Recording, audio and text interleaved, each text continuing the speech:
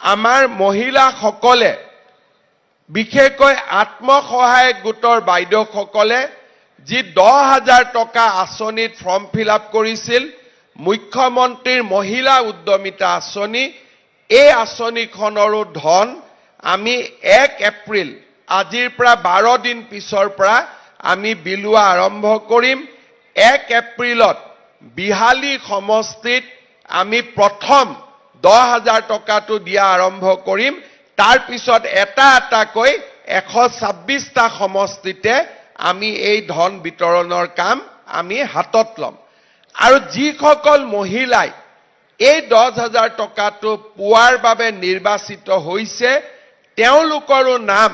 আমি 1 এপ্ৰিল তাৰিখে ঘোষণা কৰিম ফোন যোগে আপোনালোকক আমি জনাই দিম যে বাইদেউ আপুনি 10,000 টকাটো পাবৰ বাবে আপুনি নিৰ্বাচিত হৈছে এই 10,000 টকাটো পোৱাৰ পিছত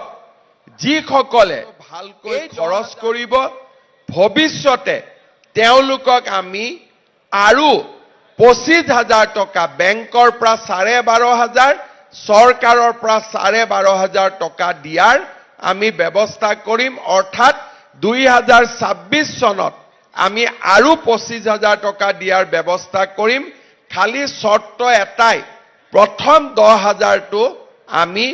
কিবা এটা ব্যৱসায়ীৰ নামত তাঁতশালতে কৰিলো মুৰ্গী পুহিলো গাহৰি পুহিলো প্ৰথম 10,000 টকাটো আমি ভাল কামত ব্যৱহাৰ কৰিব লাগিব সম্পূৰ্ণ ভিডিঅ'টো চোৱাৰ বাবে ধন্যবাদ ওয়েলছ আসাম ইউটিউব চেনেলটো সাবস্ক্ৰাইব কৰি ৰাখিব নতুন নতুন আপডেট পাবৰ কাৰণে